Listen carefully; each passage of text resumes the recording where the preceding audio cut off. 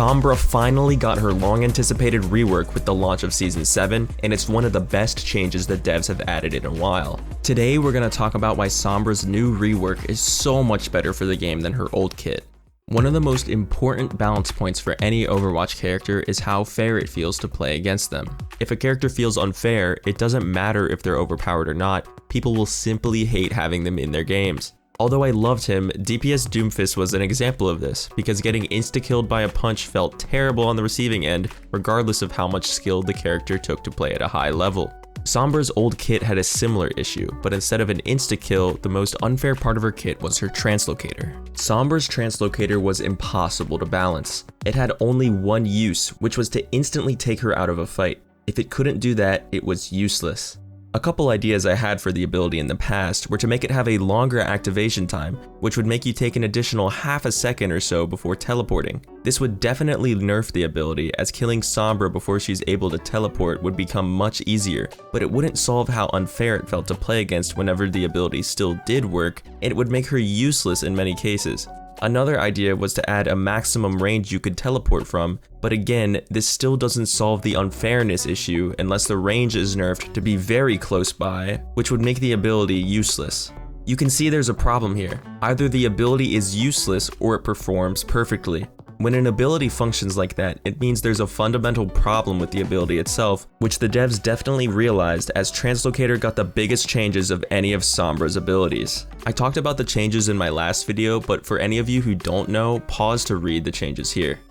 Sombra's new Translocator is a massive gameplay improvement for both Sombra and the people playing against her.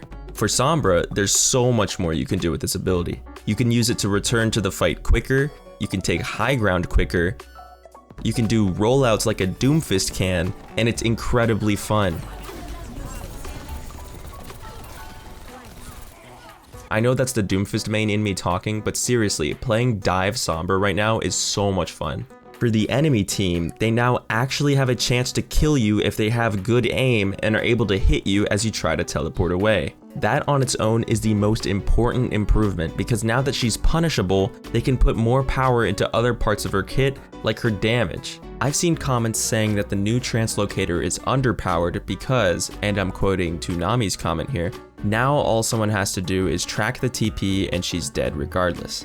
I disagree with this. Pay attention if you're trying to learn Sombra, because I have a couple tips coming right up. In my experience with the ability so far, I believe it simply raises Sombra's skill ceiling. Your escape is completely dependent on your ability to react quickly and throw the Translocator in a good position.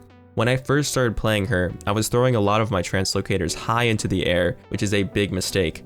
This gives the enemy lots of time to hit you as you fall, which usually will lead to you getting killed, as cloaking again takes 3.5 seconds after getting shot.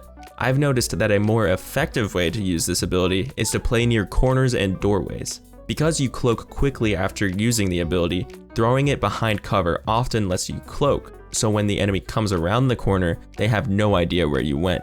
So be sure to always be aware of your surroundings and have an escape route ready before you engage. So, are you guys noticing something amazing here? Sombra's old TP was nowhere near this complicated. All you had to do was put it near a health pack and use it at the slightest sign of trouble. All of the strategies and use cases I've talked about today simply didn't exist. This one ability change opens up a whole new world of engaging, fun, and rewarding gameplay for Sombra players, and is about as fair to play against as a Tracer with her recalls and blinks. However, there is still one ability at the forefront of Sombra's kit that makes that last statement false, and that ability is Hack. The biggest problem with Hack is that it affects some characters much more severely than others. For example, a Wrecking Ball playing into Sombra is basically forced to swap because Hack turns him into a sitting duck. I thought that the longer cooldown in the rework might negate this, but it's still a serious problem. I was stumped on how to make Sombra less of a hard counter against Ball without nerfing the ability directly, but a commenter by the name of Beetle came up with a really good idea in my last video's comments section. Beetle said whatever form Ball is in at the time Sombra hacks him is what form he should be locked in. This is a great idea because it would still stop him from grappling and slow him down, but it wouldn't instantly shut down every function Ball has, and it'd give him a better chance to escape. Devs, if you're listening, please consider implementing this idea because I think it'd work wonders for the mental health of Ball players around the world.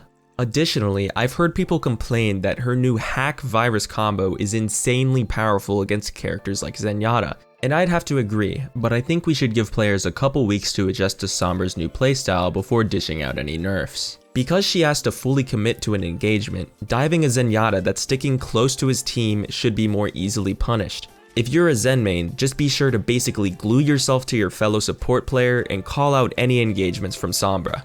Overall though, these changes are great for the game's long-term health, and I really think the devs should get some praise for this one. I'm legit considering maining her on DPS because I'm having so much fun. Anyways, that's it for today. Remember to like and comment if you enjoyed this more positive content because the algorithm seems to favor negativity, and although my last 2 videos were filled with complaints, I don't like to be negative all the time. Have a nice day and I'll see you next time. Peace.